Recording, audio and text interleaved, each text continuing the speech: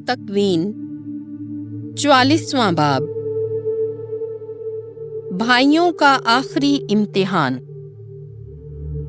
तब उसने अपने घर के दारोगे को हुक्म किया और कहा कि इन आदमियों के बोरों को गल्ले से जिस कदर के वो उठा सकें भर,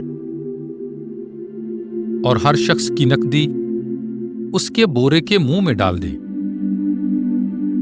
और मेरा प्याला यानी चांदी का प्याला सबसे छोटे के बोरे के मुंह में उसके गल्ले की कीमत समेत रख दे।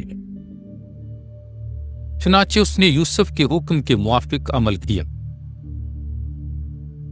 जब सुबह की रोशनी हुई, वो सब अपने गधे लेकर चल पड़े, और वो शहर से बाहर निकले और दूर न गए थे कि यूसुफ ने अपने घर के दारोगे से कहा कि उठ और उन लोगों का पीछा कर, और जब तू उन्हें जा लेगा तो उनसे कह कि तुमने किस लिए नेकी के इवज बदी की है, तुमने किस लिए चांदी का प्याला मुझसे चुरा लिया है।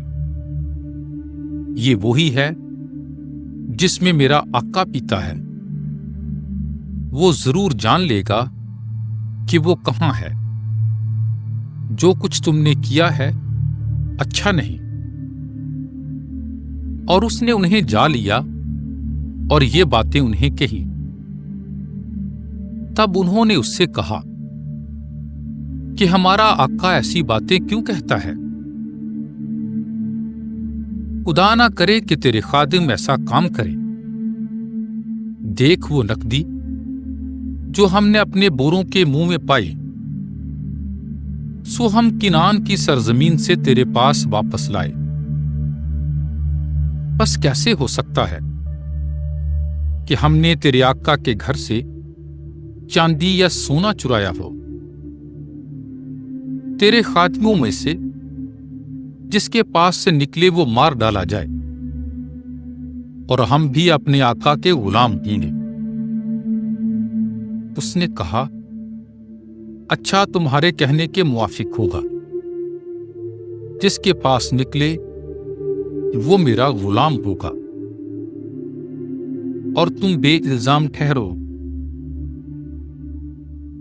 तब फिलफौर हर एक ने अपना बोरा जमीन पर उतारा, और हर एक ने अपना बोरा खोला,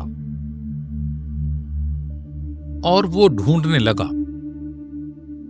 और बड़े से शुरू करके सबसे छोटे पर खत्म किया। और देखो, प्याला बिन्यामीन के बोरे में था। तब उन्होंने अपने कपड़े फाड़े, और हर एक ने अपना गधा लादा और शहर को वापस लौटे। तब यहूदा और उसके भाई यूसुफ के घर आए, और वो हनूज वहीं था, और वो उसके आगे जमीन पर गिरे। तब यूसुफ ने उनसे कहा, तुमने ये कैसा काम किया? क्या तुम ना जानते थे कि मुझसा शख्स फाल निकाल लेता है? यहूदा बोला कि हम अपने आका से क्या कहें और क्या बोले, और क्यों कर अपने आप को पाक ठहराएं कि खुदा ने तेरे खादिमों का गुनाह जाहिर किया। देख, हम और वो भी जिसके पास से प्याला निकला अपने आका के गुलाम हैं। वो बोला, ये बात मुझसे दूर हो कि मैं ऐसा करूं, बल्कि जिस आदमी के पास से प्याला निकला वही मेरा गुलाम होगा, और तुम अपने बाप के पास सलामत चले जाओ। तब यहूदा उसके नजदीक आकर बोला, ऐ मेरे आका, अपने खादिम को इजाजत दे कि अपने आका के कानों में एक बात कहे, और अपने खादिम पर तेरा गजब ना भड़के, کیونکہ تو فرعون کی مانند ہے۔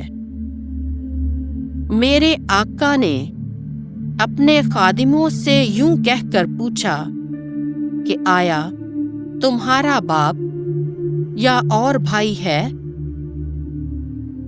اور ہم نے اپنے آقا سے کہا کہ ہمارا باپ بوڑھا ہے اور اس کے بڑھاپے کا ایک چھوٹا بیٹا ہے اور اس کا بھائی مر گیا، اور وہ اپنی ماں کا ایک ہی باقی رہا، اور اس کا باپ اسے پیار کرتا ہے۔ تب تو نے اپنے خادموں سے کہا کہ اسے میرے پاس لاؤ کہ میں اس پر نظر کروں۔ ہم نے اپنے آقا سے کہا کہ وہ لڑکا اپنے باپ کو چھوڑ نہیں سکتا، اور اگر وہ چھوڑے تو اس کا باپ مر جائے گا۔ پھر تو نے اپنے خادموں سے کہا کہ اگر تمہارا سب سے چھوٹا بھائی تمہارے ساتھ نہ آئے تو تم میرا چہرہ نہ دیکھو گے۔ اور یوں ہوا کہ جب ہم اپنے باپ تیرے خادم کے پاس گئے تو ہم نے اپنے آقا کی باتیں اسے بتائیں، اور ہمارے باپ نے کہا پھر جاؤ اور ہمارے لیے کچھ غلہ خرید کر لاؤ۔ ہم بولے ہم نہیں جا سکتے، اگر ہمارا سب سے چھوٹا بھائی ہمارے ساتھ ہو تو ہم جائیں گے، کیونکہ ہم اس شخص کا چہرہ دیکھنے نہ پائیں گے جب تک کہ ہمارا سب سے چھوٹا بھائی ہمارے ساتھ نہ ہو۔ اور تیرے خادم میرے باپ نے ہم سے کہا تم جانتے ہو کہ میری بیوی سے میرے لیے 2 بیٹے ہوئے، ایک مجھ سے جاتا رہا اور میں نے کہا وہ پھاڑا گیا، اور میں نے اب تک اسے نہیں دیکھا۔ اب اگر تم اسے بھی میرے سامنے سے لے جاتے اور اس پر کچھ آفت پڑے تو تم میرے بڑھاپے کو غم کے ساتھ برزخ میں اتارو گے۔ بس اب میں اس لڑکے کے بغیر اپنے باپ کے پاس کیسے جاؤں؟ نہیں، وہ مصیبت جو میرے باپ پر پڑے گی میری برداشت سے باہر ہے، اور چونکہ اس کی جان لڑکے کی جان کے ساتھ ملی ہوئی ہے، تو ایسا ہوگا کہ وہ یہ دیکھ کر کہ لڑکا ہمارے ساتھ نہیں ہے مر جائے گا، اور تیرے خادم اپنے باپ تیرے خادم کے بڑھاپے کو دکھ کے ساتھ قبر میں اتاریں گے، کیونکہ تیرے خادم نے اپنے باپ کے پاس اس لڑکے کا ضامن ہو کر کہا کہ اگر میں اسے تیرے پاس نہ پہنچاؤں تو میں اپنے باپ کا ہمیشہ تک گنہگار ہوں گا۔ اس لیے اب مجھے اجازت دے کہ تیرا خادم لڑکے کے بدلے اپنے آقا کا غلام ہو، اور لڑکا اپنے بھائیوں کے ساتھ جائے، کیونکہ میں اپنے باپ کے پاس کیسے جاؤں اگر لڑکا میرے ساتھ نہ ہو؟ ایسا نہ ہو کہ جو مصیبت میرے باپ پر پڑے میں اسے دیکھوں۔